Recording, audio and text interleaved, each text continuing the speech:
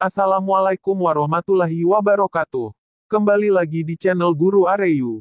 Sebelum ke video jangan lupa subscribe, like, komen, share bila dirasa bermanfaat, dan jangan lupa aktifkan lonceng notifikasinya juga ya.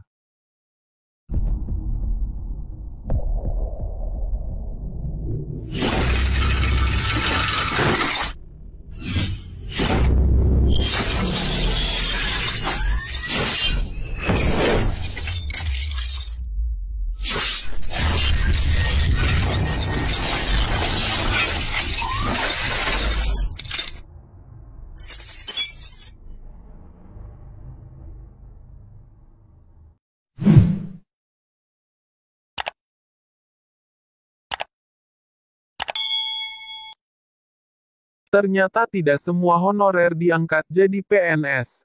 12 jenis honorer ini bakal jadi outsourcing.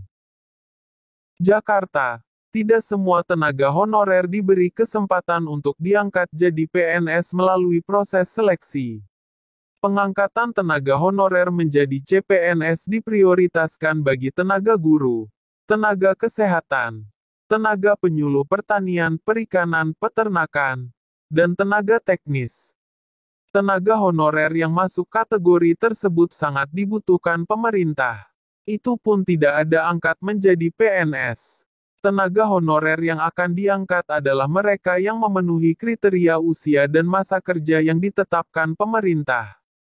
Sedangkan tenaga honorer bagian lainnya terancam jadi outsourcing. Saat ini setidaknya 12 jenis tenaga honorer yang tidak masuk kategori untuk diangkat jadi PNS.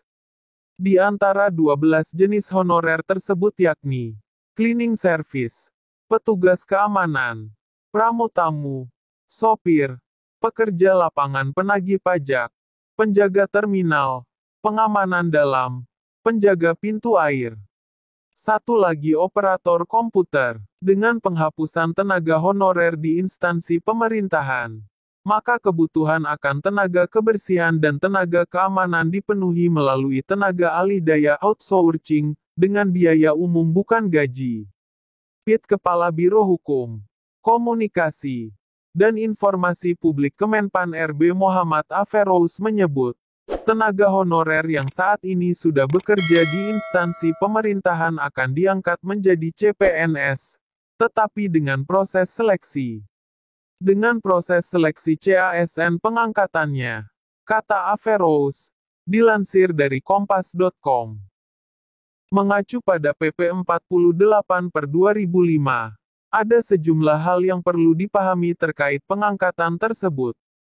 Pengangkatan tenaga honorer menjadi CPNS diprioritaskan bagi tenaga guru, tenaga kesehatan, tenaga penyuluh pertanian, perikanan, peternakan, dan tenaga teknis yang sangat dibutuhkan pemerintah. Syarat honorer diangkat jadi PNS. Tenaga honorer yang akan diangkat adalah mereka yang memenuhi kriteria usia dan masa kerja sebagai berikut. Tenaga honorer yang berusia maksimal 46 tahun dan mempunyai masa kerja 20 tahun atau lebih secara terus-menerus. Tenaga honorer yang berusia maksimal 46 tahun dan mempunyai masa kerja 10-20 secara terus-menerus. Tenaga honorer yang berusia maksimal 40 tahun dan mempunyai masa kerja 5-10 tahun secara terus-menerus. Tenaga honorer yang berusia maksimal 35 tahun dan mempunyai masa kerja 1-5 tahun secara terus-menerus. Namun demikian, pengangkatan akan diprioritaskan bagi tenaga honorer dengan usia paling tinggi atau masa pengabdian paling lama. Kriteria lama masa pengabdian tidak diberlakukan bagi pegawai honorer tenaga dokter yang telah atau sedang bertugas di unit pelayanan kesehatan milik pemerintah. Selama mereka masih berusia di bawah 46 tahun dan bersedia ditugaskan di tempat terpencil minimal 5 tahun, maka ia akan diangkat menjadi CPNS atau PPPK setelah lulus seleksi. Dalam PP 48/2005 dijelaskan seleksi itu meliputi seleksi administrasi, disiplin, integritas, kesehatan, dan kompetensi. Seleksi ini akan diberlakukan bagi semua pegawai honorer yang ingin diangkat menjadi CPNS maupun PPPK.